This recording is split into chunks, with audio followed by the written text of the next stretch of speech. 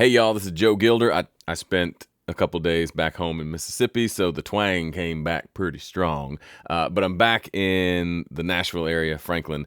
So what I want to talk about today is click tracks and why they are the best. And I'll go so far as to say, if you are not using them, you are shooting yourself in the foot.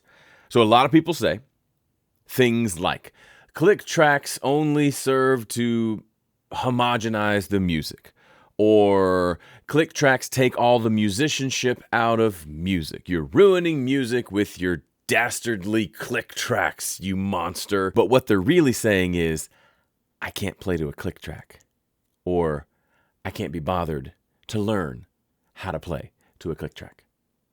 It's not good. So we're going to dive into that today, and at the end of the video, I've got a gift for you, so stick around for that. First of all, for the uninitiated, what is a click track? A click track is simply a metronome. It is a ticking sound at a specific beats per minute setting that sounds something like this.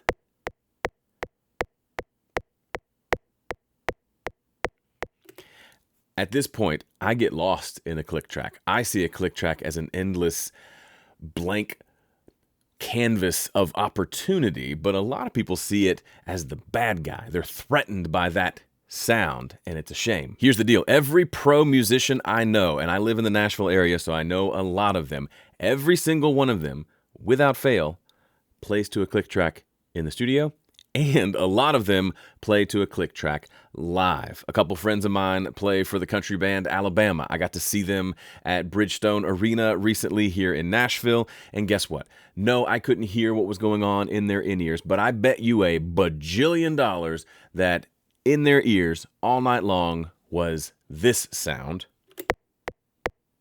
And they sounded tight and together and delightful because of it. So in this video, I'm going to go through some pros and cons of using a click track. See, I'll be balanced. But we need to do a quick sub check. Check below this video. Are you subscribed? If not, remedy that, please. As far as I can tell, there are 3 pros and 2 cons to recording with a click track. The first pro, it helps with the groove. Let me tell you a story. Years ago, I was on the worship team at a fairly big church here in Nashville.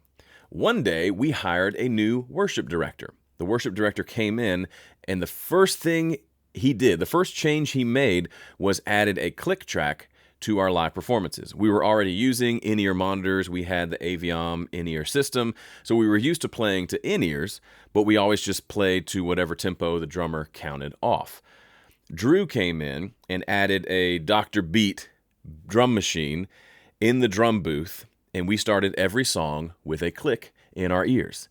This was more controversial than I expected.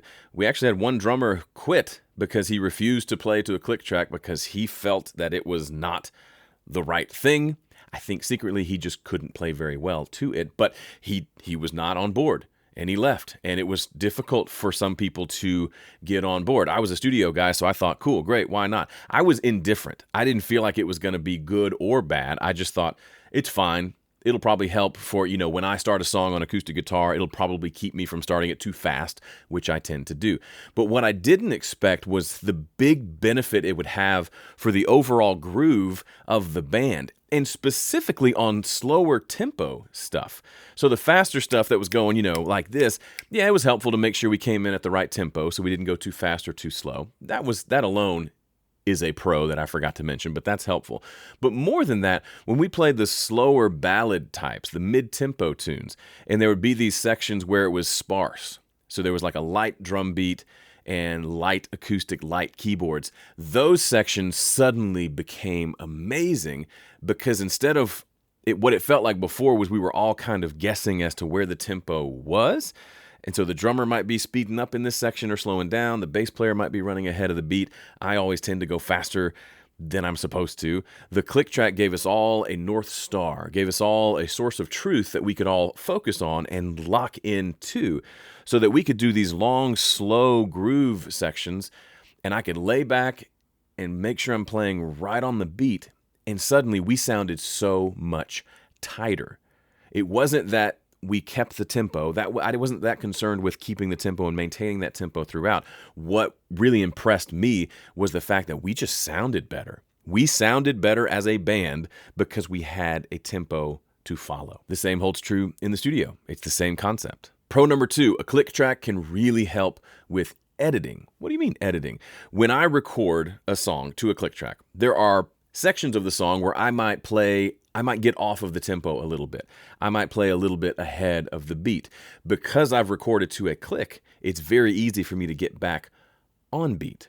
I can use the automatic tools, which will just take all the transients and line them up with the nearest beat, or I can do it manually, which is what I like to do. But what's great is, because I recorded to a click, there is a vertical grid at every beat. So I can see, okay, here's where the beat was supposed to happen.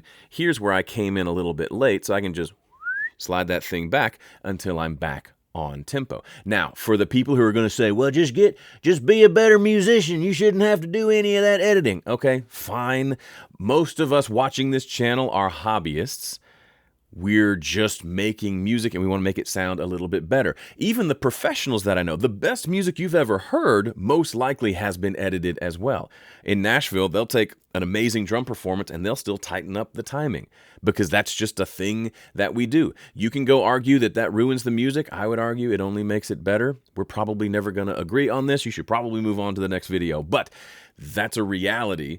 Most of the music you say you love probably was edited. Pro number 3, using a click track can really help with comping and even arranging. What do I mean? Let's say I've got a band and we record a song from start to finish. And let's say I play a sick guitar part in verse 3, but after the fact we say, you know what, it'd be great if that was in verse 2 instead. With a digital system, it's easy enough to copy and paste that to verse 2. What's the problem?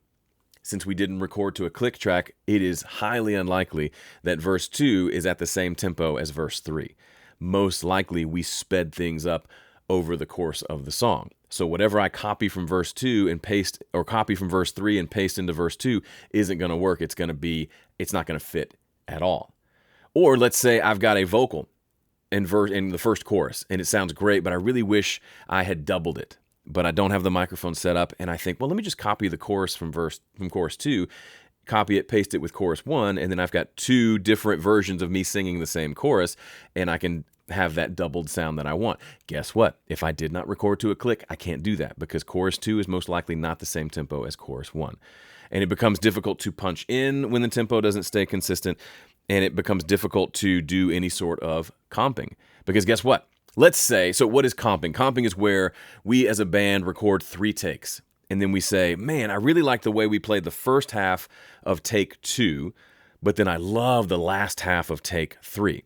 If you recorded without a click, you're not going to be able to paste those 2 together because wherever that edit point is, the chances of those tempos being the same going from take 2 into take 3 are almost 0. It's possible, but it's most likely going to be obvious that there's a difference in tempo, a difference in feel going from take 2 to take 3. However, if we recorded to a click track, guess what? Every take, if we do 3 takes, if we do 5, if we do 10 takes, they all are happening at the exact same tempo. So then I have the freedom to say, cool, I want to take verse 1 and chorus 1 of take 2, and then I want to take verse 2 and chorus 2 of take 3, and then I want to take the bridge and the outro of take 1. And I can do that, and it will be seamless and flawless. Why? Because every take was following along at the exact same tempo. So those are some of the pros of using a click track. I'm sure I missed some. Leave a comment and let me know what your pros are for using a click track. Now let's move on to the cons. Con number 1 of using a click track is obviously it's not easy to have any sort of tempo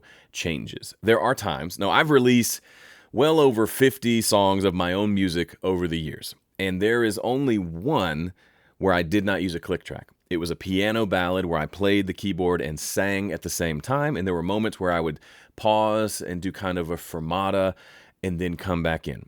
And that song was just begging for me to just have a free tempo where I sped up and slowed down. Now, it was a piano ballad. It was just me and piano, and I added a few overdubs of like ambient guitar to it. It's a song called Delicate Waltz, if you want to go listen to it. And it turned out great, and it made sense. But that was one out of like 60-something. So a small percentage of my songs needed to have tempo changes. For the most part, I would agree. I would say people who say, oh, I need this song to change in tempo from here to here. No, you don't. Most likely, 95% of the time, I would say you're wrong. The song doesn't need to speed up at the chorus. You just need to find the right tempo and you need to stop speeding up at the chorus or stop playing the verse so slow. That's probably more accurate. But there is an alternative. You can actually map the tempo of your session to change from one section to the next. Like I said before, I don't think it needs to happen for most of your songs, but occasionally it can make sense. Let me tell you the story of 2 different a cappella songs that I recorded. I don't do a lot of a cappella, but the first one, I decided to do it where I just sang the first part, and then every other part that I sang, I just matched the tempo of the first one, meaning I did not use a click track. Guess what? It was pretty sloppy. Still sounded okay, but I was constantly not sure when I was supposed to come in and how long I was holding the note and when I was going to let go of that note. So I had to watch the screen religiously while I was recording, and it was kind of a stressful situation. Plus, there was a part of the song where I really wanted it to slow down, and I couldn't really make that work because I kind of had to keep I had to just follow the first track. And if I didn't slow down with the first one, the rest of the tracks were going to follow suit. Fast forward a few years, I did another a cappella tune, and I decided to record the first 3 verses or 2 verses at a set tempo. Then I decided to slow that tempo down gradually going into the 3rd verse so that it sounded much more slow, much more free, and almost sounded like each end of each phrase had a fermata, had a pause to it. It didn't, actually. I just slowed the tempo down so much that it had a completely different feel, and it really worked for the song. Let me play that for you. Okay, here's that song. I don't have the original session anymore, but it continues here at a certain tempo, and then here, you can see these beats here that are dying off. These are slowly slowing down the tempo. So I automated the tempo to go from, let's say, 85 down to 60 or something. And so it's slowly slowing down. And then this section, where there is no more beat, it feels a lot slower, but I was able to get all the benefits of having a click. Everything stays together tightly because I'm following a click. It's just a slower click. Here's what that sounds like. Vouchsafe to me thy grace.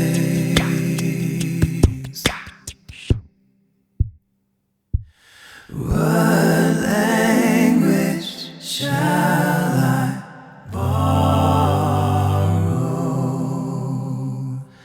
to thank thee, dearest friend? I was able to keep each of those 4 parts totally locked in timing-wise. I didn't have to edit them and pocket them and use vocal line and all that. I just was singing along to a click, and I locked in. And they locked in perfectly. I didn't have to do much afterwards because I recorded to a click. So this kind of turned into a pro.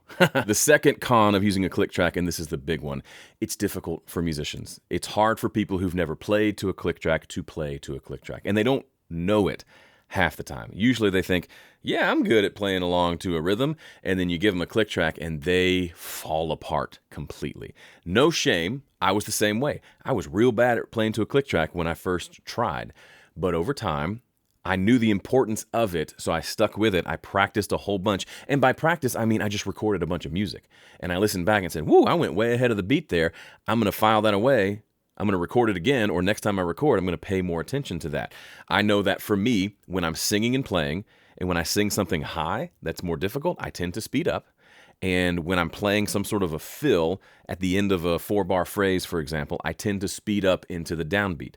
Those are 2 kind of trigger points for me. And now I know to think about that when I'm playing or singing and to really focus in on the tempo and staying in the pocket, staying back, not rushing ahead. It's not easy, but it is 100% worth it to get good at playing along to a click. If you want to make good music and you want to play an instrument with your hands, you got to get good at playing along to a set tempo. There's no way around it. It's completely possible, but you've got to admit that maybe you're not so good at it and then lay down a path of how you're going to get good at it through practice and repetition. By the way, bonus tip for you, if a click track is too difficult, maybe the first step is to get good at playing to a drum loop. So set up a drum loop that's at a set tempo and learn to play along to that. That's a lot easier for folks. And then slowly start working in the click track. The goal is for you to hear a click and to not hear like, ugh, that's static and gross, but to hear, that's opportunity. I can totally groove to this